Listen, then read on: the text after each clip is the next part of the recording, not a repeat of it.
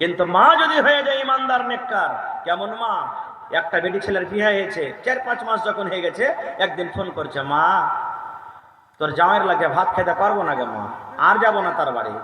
মা কইছে, কেন রে বেটি? কইছে, খুবই আমাকে জ্বালাইছে তোর জামাই। মা তখন দেখেন কি বলতে দিচ্ছে, মা সুন্দর করে একটা তাপ্পুতের বন্ধু চুরান, বুঝেন আপনারা, চুরান ফাঁকি দেওয়া বানিয়ে দিয়েছে মা। আর ওই ফাঁকি দেওয়াতে বলছে, বেটির আমি জহর মিলিয়ে দিয়েছি, বিষ মিলিয়ে দিয়েছি। এই জামাই যখন যখন খাইতে বসবে রে মা, 1 চামচ করে এই জহরওয়ালা চুরান তুই খানাতে মিলিয়ে দিবি। জামাই 1 দিন 2 দিন করে করে করে করে খাইতে খাইতে খাইতে যখন 2 মাস 4 মাস 6 মাসে গোটা শরীরে যখন তার বিষটা মিলিয়ে যাবে, জামাই মরে যাবে, তোকে আমি বাড়ি থেকে নিয়ে আসবো, তাহলে জমি জায়গার ভাগটা কিন্তু তুই পেয়ে যাবি। ভালো বুদ্ধি এটা? যারা বলেন ভালো বুদ্ধি। বেটি মনে করছে হ্যাঁ কথা তো সহি, হ্যাঁ বাস 2 মিনিট ঘটনাটা আমি বলে দিই যে মা খালারকে বুঝতে কেমন। এবার সুন্দর করে ডাব্বাতে, একটা 1 পোয়া মতন ডাব্বাতে চুরান ফাঁকি জড়ি ফুটির দাওয়া বানিয়ে দিয়েছে। আর বেটিকে বলে দিলে, এতে কি মিলালছি? জহর। কি মিলালছি? জহর, বিষ মিলালছি। জহর খেয়ে মানুষ মরবে না? মরবে না? হ্যাঁ। এবার চলে গেল। তেন বাড়াইছে বাড়ি থেকে, তার মা আর একটা কথা বলছে বেটিকে, কি জানেন? বলছে, বেটি রে শোন রে বেটি, একটা কথা আর তুই শুনেলে। বলছে, কি গে মা? বলছে, বেটি রে 4 মাস তোর বিয়ে দেওয়া হয়ে গেল, জামাই কোনোদিন তোকে আদর করেনি রে মা, কোনোদিন তোকে ভালো কাপড় দেয়নি, ভালোভাবে তোকে কথা বলেনি।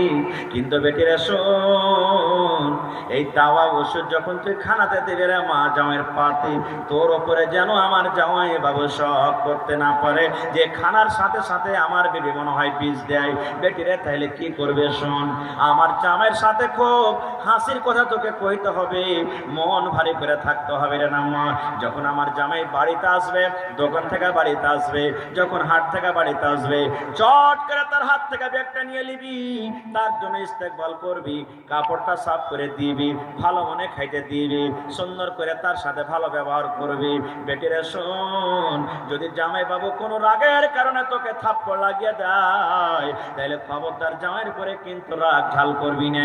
জামাই যতই রাগুক কিন্তু তুই আদর করে করে জামাইয়ের সাথে কথা বলবে, যেন জামাইয়ের শখ শোভা তোর উপরে না হয় যে আমার বিবি আমাকে খানাতে জহর মিলিয়ে দেয়। বলছে, ঠিক আছে গো মা। শ্বশুর বাড়ি চলে গেলেন।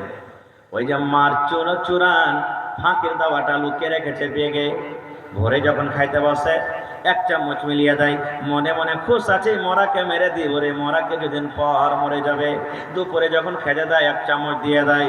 এই বন্ধু, 1 দিন গেল 2 দিন গেল, এবার কিন্তু এমন আস্তে আস্তে করে মহব্বত ভালোবাসা তাদের হয়ে গেল, জমে গেল। এবার পুরুষটা মনে মনে কইছে, আল্লাহ রে, আমার বিবিটা 4 মাস হয়ে গেল, জীবনে এরকম কোনোদিন আদর পাইনি রে আল্লাহ, কোনোদিন এরকম মহব্বত ভালোবাসা পাইনি। আজকে কারণটা কি? 1 দিন গেল, 2 দিন গেল, 3 দিন গেল, যখন স্ত্রীর মহব্বত ভালোবাসা পেয়েছে, অটোমেটিক মহব্বত 1 দিক থেকে হয় না, 2 দিক থেকে হয়।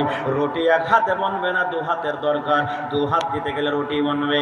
এবার বিবির আচরণ, বিবির ব্যবহার ভালোবাসা দেখে স্বামীর কিন্তু আস্তে আস্তে মহব্বত বিবির পরে হয়ে গেল। বাজার থেকে আসে তখন 1 পোয়া রসগোল্লা নিয়ে চলে আসি, বাজার থেকে আসে একটা পানগালা নিয়ে চলে আসে, কখন একটা কাপড় নিয়ে চলে আসি, কখন একটা ব্লাউজ নিয়ে চলে আসি, কখন একটা শাড়ি নিয়ে চলে আসে। মহব্বত বাড়বে না? বাড়বে না? এরকম ভাবে মহব্বত গাড়া হয়ে গেল।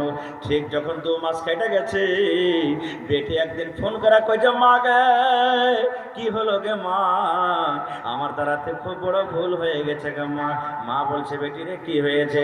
বলছে, মা গে, তোর জামাই আমাকে এত ভালোবাসে গে মা, আর তার কাছ থেকে তালাক নিব না গে মা, তালাক নিব না, খুবই আদর করে গে মা, খুব আমাকে ভালোবাসি।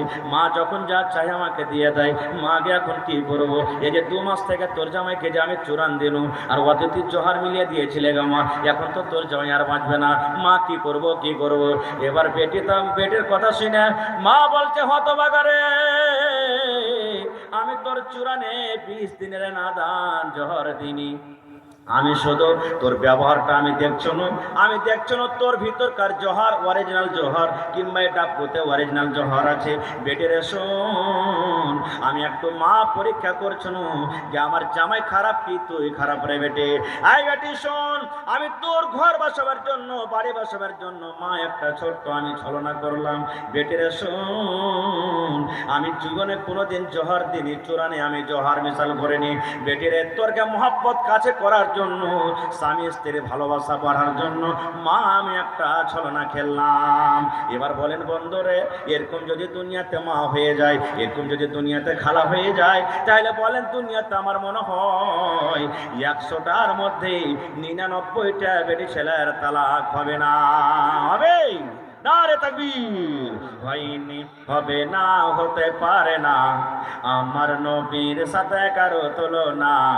হয়নি, হবে না, হতে পারে না, আমার নবীর সাথে কারো তুলনা।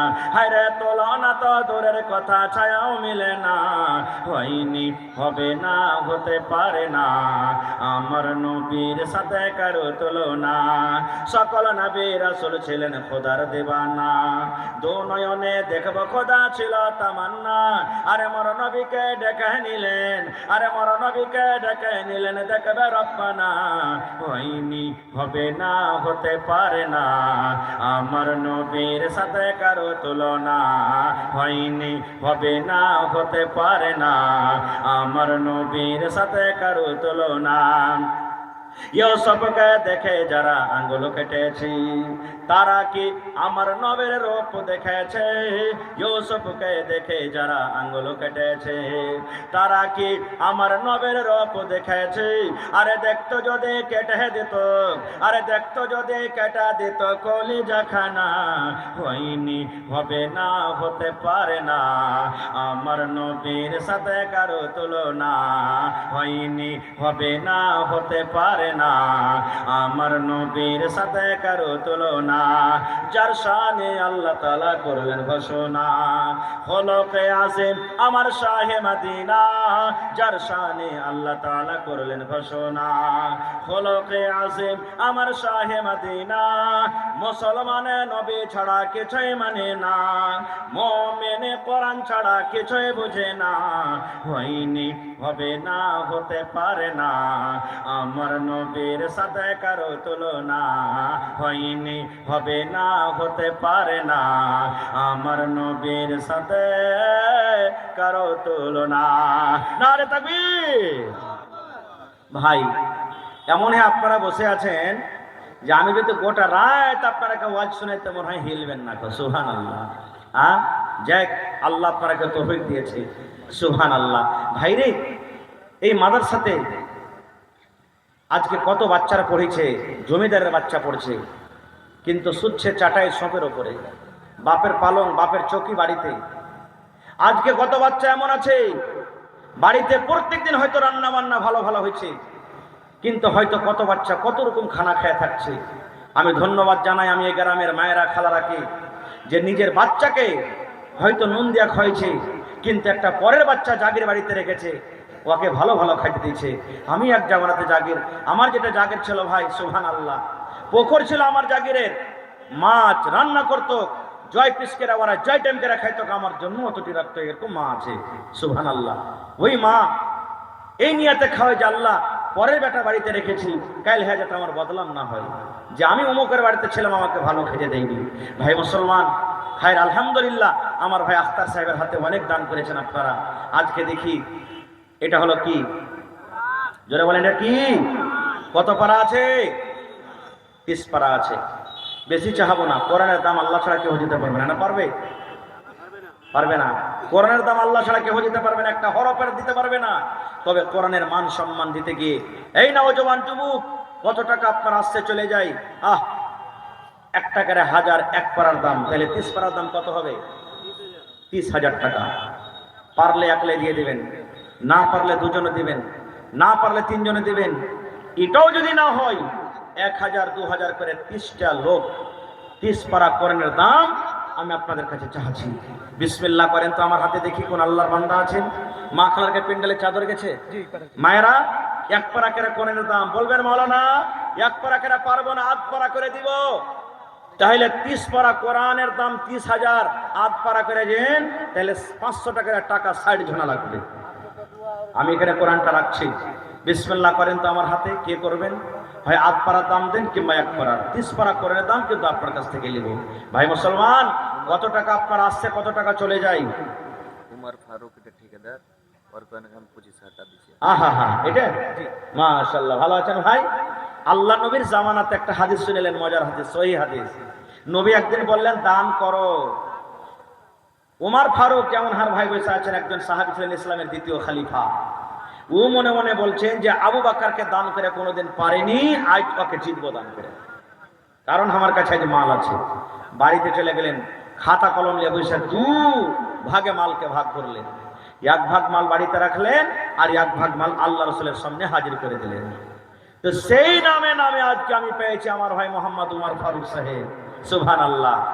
25,000 দান করলেন। ভাইয়ের কাছে আমি আর চাহাবো না, 30 পারা কোরআনের আবদার করেছি, আর 5,000 টাকা নেব আপনার কাছ থেকে। মাশাআল্লাহ, নারে তাকবীর। খানিটা মুখে আছে নাকি আপনাকে? জোরে নারা দেন ভাই, নারে তাকবীর। আমার নানাজান দেখেন, আপনার সামনে উমর ফারুক সাহেব, নওজওয়ান যুবক মানুষ, 30 পারা কোরআনের দাম 30,000 টাকা জমা করে দিলেন। মাশাআল্লাহ, আহা হা। তোর বান্দারে আজ হাত তুলেছে তোর দরবারে।